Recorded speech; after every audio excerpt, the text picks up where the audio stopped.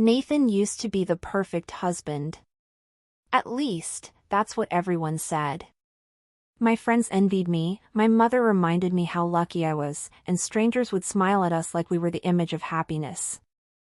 I used to smile back. I used to believe it. He wasn't just kind, he was relentless in his love.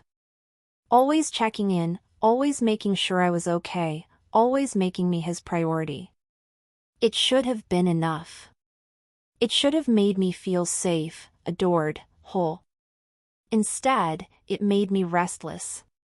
The first time I realized something was wrong with me, we were sitting in our favorite restaurant, candlelight flickering between us.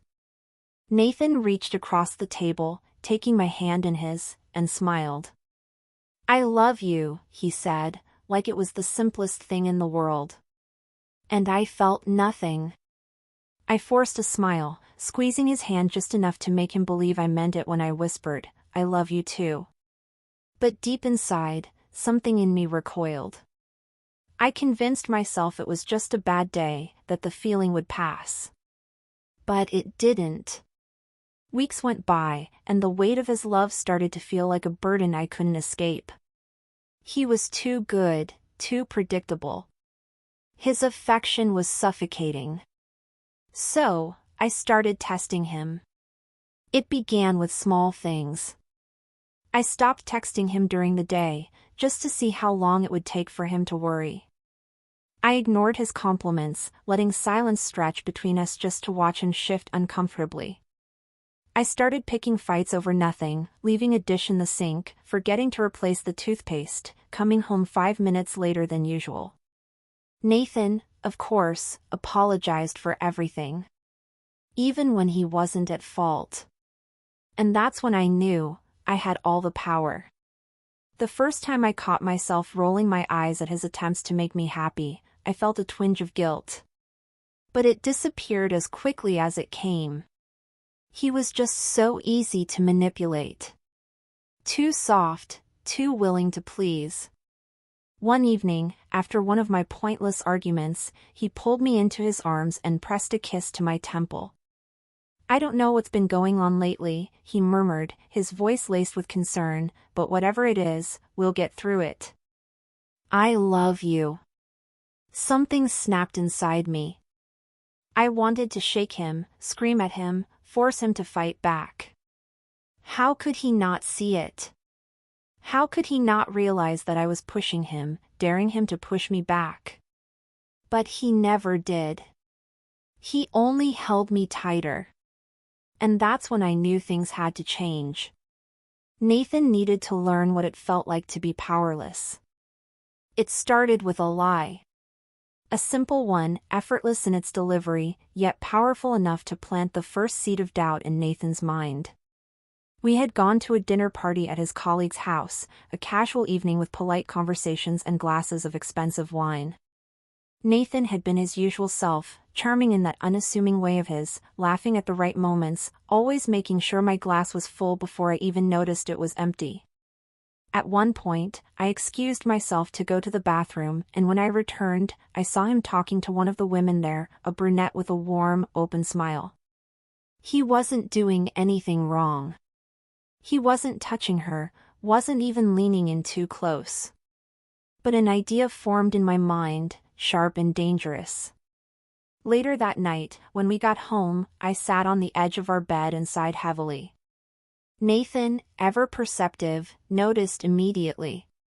"What's wrong?" he asked, kneeling in front of me. I let a pause stretch between us, long enough for discomfort to settle in. Then, in the softest voice I could manage, I whispered, "You don't see the way you look at other women, do you?" Confusion flickered across his face. "What?" At the party, I continued, running my fingers over the hem of my dress absent-mindedly. "I saw you talking to her. The way you smiled, the way you," I let my voice falter. "You looked interested." His eyes widened. No, that's not," I wasn't," he ran a hand through his hair, his breath uneven. "I was just being polite." I sighed again, this time letting my lips curve into a small, wounded smile. Of course. You're always polite. Nathan reached for my hands, desperate now. I swear, I wasn't. I believe you, I interrupted, my voice soft and reassuring. I do. Then, with carefully measured hesitation, I added, it just made me feel small. His whole body tensed. He looked at me like I had just told him he had stabbed me in the heart. I never meant to make you feel that way. I know. I cupped his face gently, tilting his head so our eyes met. I just wish you saw how much I love you. How much I need to feel like I'm enough. The guilt settled in his eyes immediately, like a poison seeping into his veins. He pulled me into his arms, holding me so tightly it was almost suffocating. You are enough. You're everything to me. I closed my eyes and let him believe it. The next day, he was different. Quieter. He watched me more closely, searching for signs that I was still hurt. And every time I let my smile drop just a fraction, just enough for him to notice, I saw the panic in his eyes. It became a game. A cruel, intoxicating game. I started making subtle comments about women we passed on the street, about actresses in movies we watched together. She's beautiful, isn't she? I'd say, my tone light, teasing. Nathan would hesitate before answering, his fear of saying the wrong thing evident in every muscle of his body. If he agreed, I'd let my expression falter just enough to make him regret it. If he disagreed, I'd laugh and accuse him of lying. Either way, he lost. And then came the next step. One evening, I didn't come home when I was supposed to. I turned my phone on silent and let the hours slip by, imagining him pacing our living room, running through every possible scenario in his mind. When I finally walked through the door, his face was pale, his eyes frantic. Where were you? His voice was rough, edged with something unfamiliar. I tilted my head, feigning confusion. Out with some friends. I told you I might be late. No, you didn't. His jaw clenched. You didn't answer your phone. I sighed, setting my bag down. Nathan, I didn't realize I needed to check in with you every second. His breath hitched. That's not, I was worried about you. I walked past him, brushing my fingers over his arm as I did. You worry too much. That night, he didn't sleep. I could feel the tension in his body, the weight of his thoughts pressing down on him. And for the first time, I saw it, the crack in his foundation. The beginning of his unraveling. It thrilled me. Nathan began to change in ways I had never seen before. The man who once held himself with quiet confidence now moved through our home like a shadow of who he used to be. He hesitated before speaking, second-guessed every action, as if he feared one wrong move would push me further away. It was fascinating to watch. He started working later, or at least that's what he told me. At first, I didn't question it. I simply noted the way he avoided my eyes when I asked how his day had been. Then, one evening, I decided to test him. I waited until midnight before texting him, "Where are you?" The message was marked as read almost instantly, but no response came. I let it sit for a few minutes before sending another, "Is everything okay?" This time, he responded. "Still at the office. I'll be home soon." I could have left it at that, could have curled up in bed and let him walk through the door an hour later, exhausted and guilty. But that wasn't enough.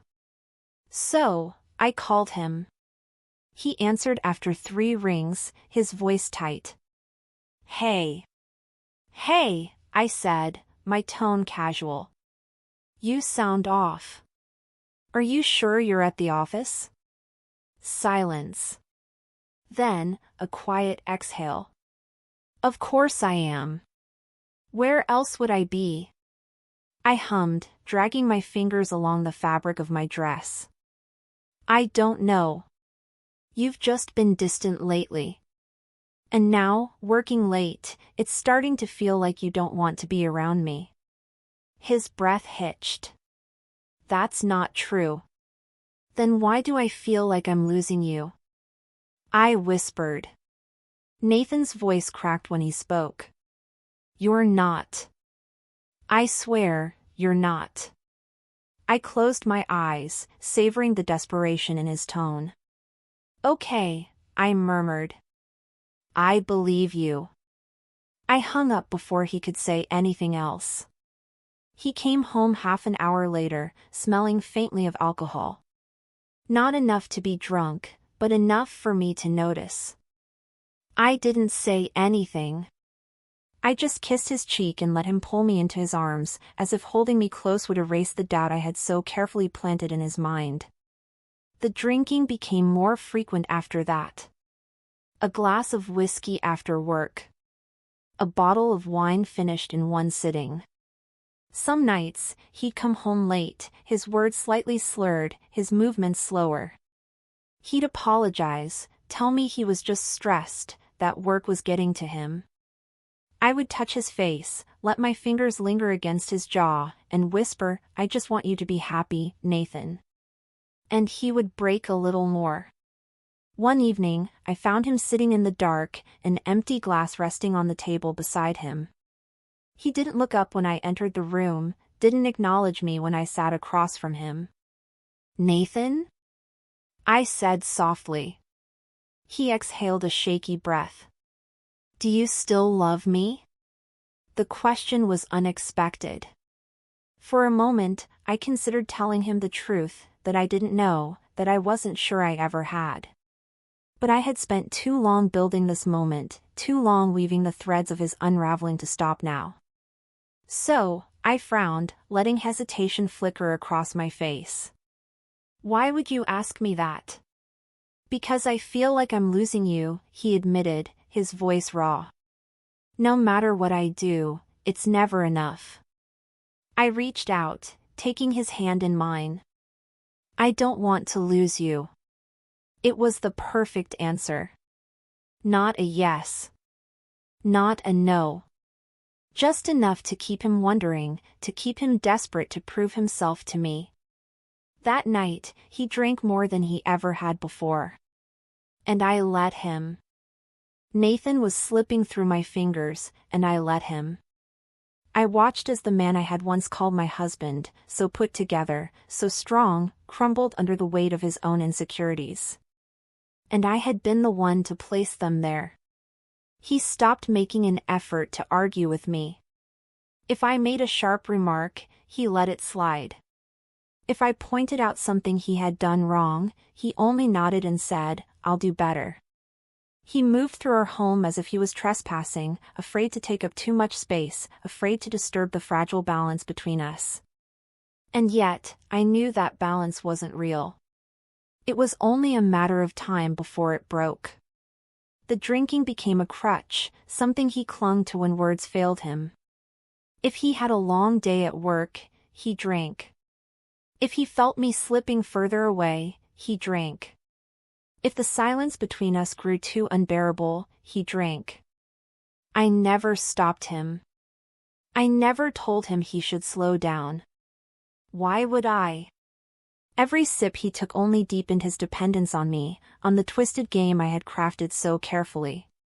One night, I woke up to the sound of glass shattering. At first, I thought it was a dream, a distant noise pulled from my subconscious. But then I heard it again, a sharp crash, followed by a muffled curse. I pushed the covers away and stepped into the hallway, my heart pounding, not with fear, but with anticipation.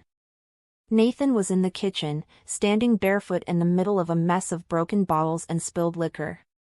His hands were braced on the counter, his head hanging low. I could smell the alcohol from where I stood. It clung to the air, thick and suffocating. He looked up when he heard me enter, his eyes bloodshot, his face pale.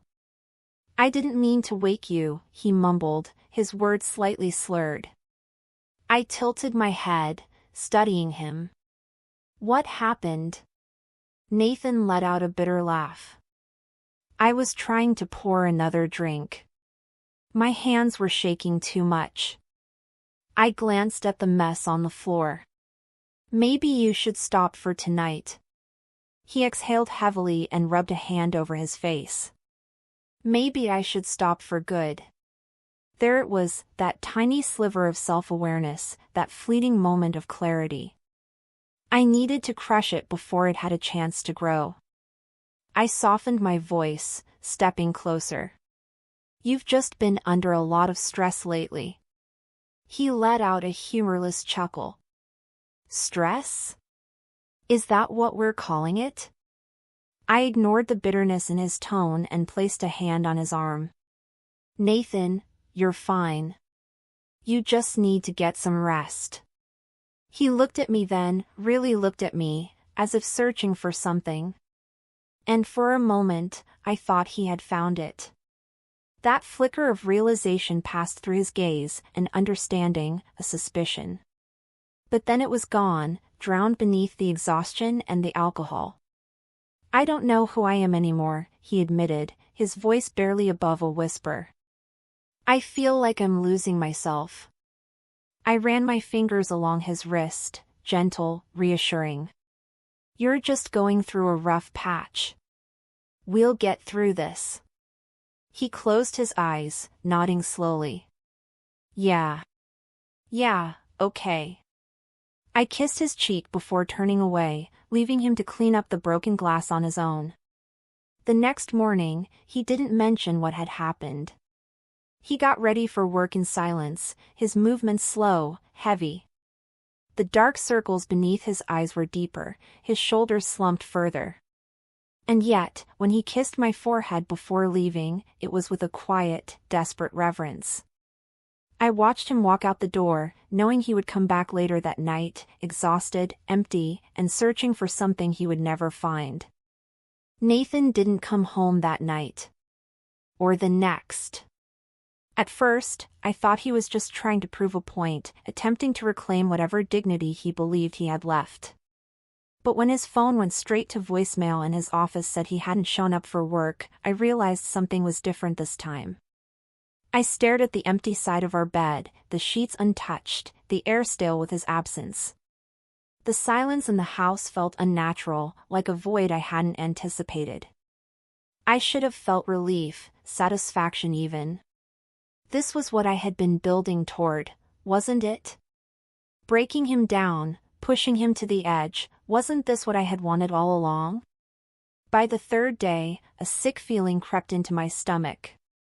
Not worry. Not fear. Just curiosity. Where had he gone? Had he finally reached his limit? Had I underestimated how far he could be pushed? When he finally returned, he didn't look like the man I had last seen. His clothes were wrinkled, his face unshaven, his eyes distant. He had the presence of someone who had been to the edge and somehow dragged himself back, but barely. I sat on the couch as he walked in, not bothering to hide my scrutiny. You look terrible. He exhaled sharply, almost laughing, but there was no humor in it. I feel terrible. I waited for more, but he just stood there, looking around as if he was seeing our home for the first time.